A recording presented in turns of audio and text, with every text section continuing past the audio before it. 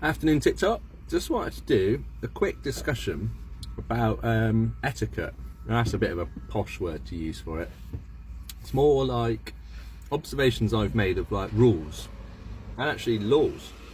So if you knew anything about me and the background of upcycling interiors, it was architecture based.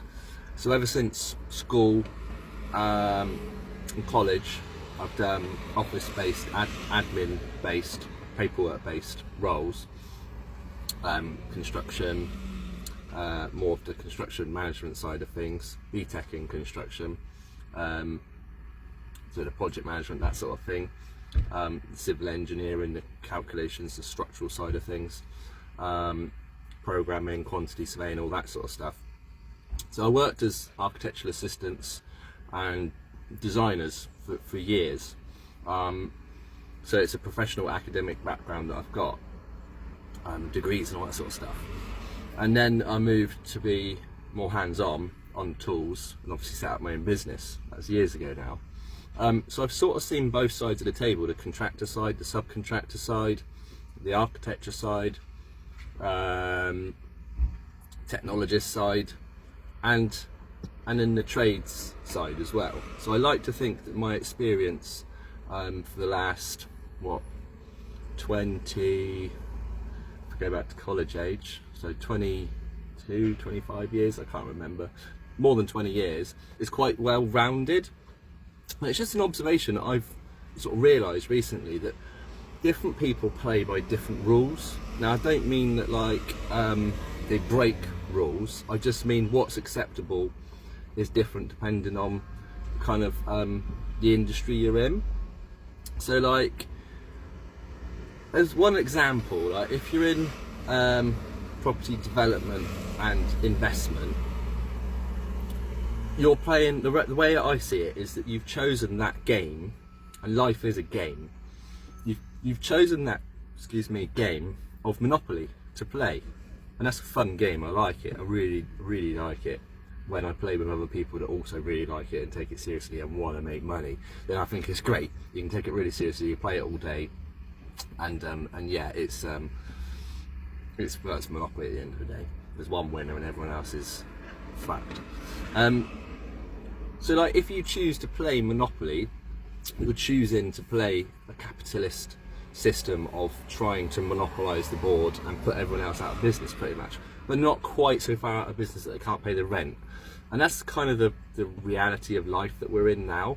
And I just thought it was a really good observation that like, if you want to play that game, you can reap the rewards, but also the risks are quite high as well.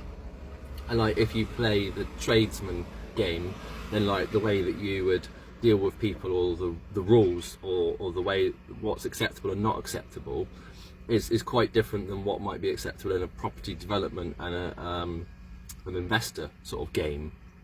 The stakes might be lower. If you've got your own business, the stakes might be quite high, but if you're like a subcontractor or employed as a tradesperson, the stakes are probably lower. You probably don't stand to like lose your home or go bankrupt if you made a wrong decision. And the same if you're in an office-based environment. If you're an architect, architectural assistant, subcontractor, you know, in the office doing the designs, then again, like the way you deal with people, even the way that you might communicate, so like you might use email rather than text message, the professionalization is also really different. And that set of rules, that game that you're playing, is a very different game. I just thought it was a really interesting observation. People talk about life, you know, it's not a dress rehearsal. You only get one chance, so live your life and all that sort of thing. Well, really, you have to decide what sort of set of rules you want to play by. And it's like, if you want to be an investor and buy property and make money, you also have to be comfortable with that set of rules that are in Monopoly. I'm not saying different laws, the laws apply to everybody, but there's a set of rules in Monopoly that you have chosen to play, and you've knowingly gone into like this thing with your eyes open, and you go, I could get bankrupt in this deal, or I could lose my home or whatever, but I could also make 50 grand or 100 grand in a year from like 3 months work and making the right decisions and investing in the right property.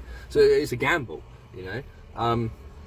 I just thought, yeah, I just thought, what rules do you play by? What what industry and what system are you in, and what observations can you make where you can see that these rules are very different in this game from that game? What's acceptable in this industry which wouldn't be acceptable in that industry?